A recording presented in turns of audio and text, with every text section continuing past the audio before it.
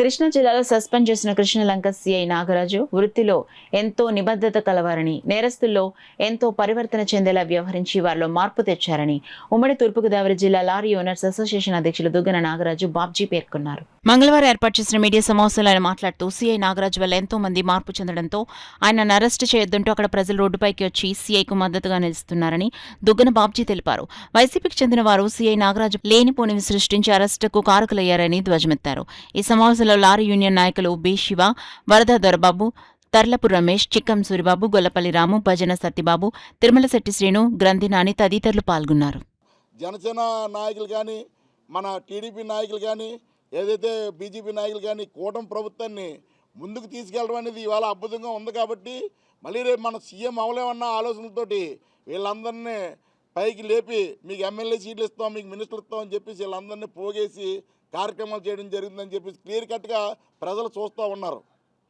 ఇందులో నాయకుల దగ్గర ఉండడం జరుగుతుంది. 90 మంది ప్రజలు ఎదురు చూస్తూ ఉన్నారు. మళ్ళీని జగన్మోహన్ రెడ్డి గారు వస్తామనుకుంటున్నారమ్మో, మళ్ళీ అవకాశం అని చెప్పి ప్రజలు మేము ప్రజల్లో ఉంటాం కాబట్టి ప్రజలు చెప్తూ ఉన్నారు. ఏదైనప్పుడు కూడా ఈ ఆలోచనల విధానాలను మానుకోవాలి.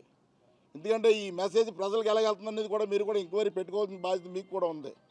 ఏదైనా కూడా ఏ ప్రజా నాయకులు కానీ, ఏ ప్రజా ఎమ్మెల్యేలు కానీ ప్రజలకి న్యాయం చేసి నాయకులు అయితే ఎవరు లేరు.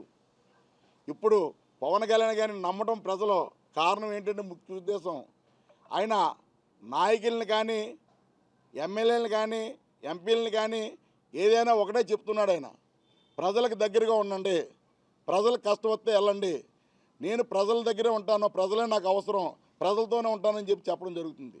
నాకు నచ్చింది ఏంటంటే వైఎస్ఆర్ పార్టీలోంచి జనసేన పార్టీలో జాయిన్ అవ్వడం కారణం కూడా మేము కూడా ఆర్ఎస్ఎస్ పద్ధతిలోనే మా యూనియన్లు కూడా మేము ఫస్ట్ నుంచి 30 సంవత్సరాల కూడా ఇందులో పనిచేస్తూ ఉన్నాం.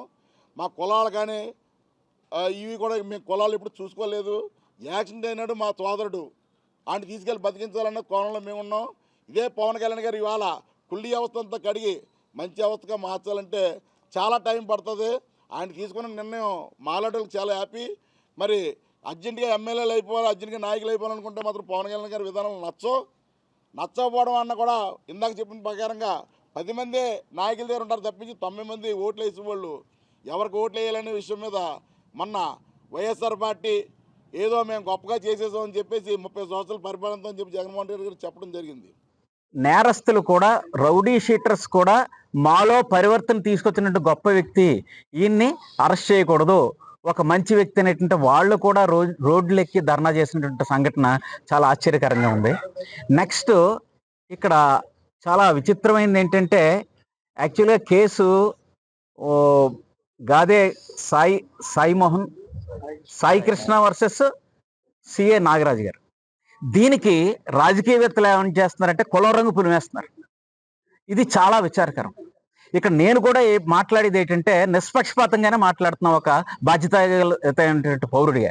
ఏంటంటే ఒకవేళ యాక్సిడెంట్ చేస్తాం, యాక్సిడెంట్ వల్ల గుద్దేస్తే మనిషి చనిపోవచ్చు, లేకపోతే ఉద్దేశపూర్వకంగా గుద్దినా అది శిక్ష మామూలుగా పడుతుంది.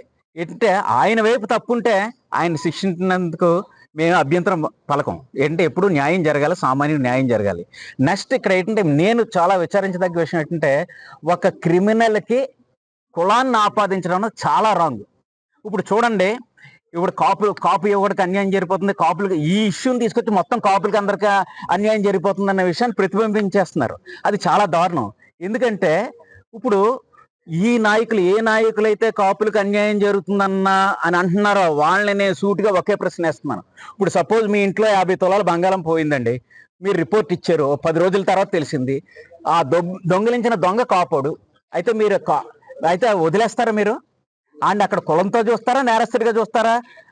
నాది రికవర్ అయ్యి చేయండి, అతను ఒక నేరస్తుడని చెప్తారు. అదే మీ ఇంట్లో ఎవరినన్నా సరే రేప్ చేసేనుకోండి ఎవరన్నా, అప్పుడు మీరేం చేస్తారు? రిపోర్ట్ ఇచ్చిన తర్వాత వాడు కాపాడని తెలిసింది అనుకోండి, వాడిని కాపు కింద చూస్తారా, నేరస్తుడిగా చూసి అతను శిక్ష వేయాలని అంటారా? అందుకే ఏంటంటే ఎప్పుడైనా సరే నేరస్తుడిగా చూడాలి తప్ప కులాన్ని ఆపాదించద్దు అని చెప్తున్నాను.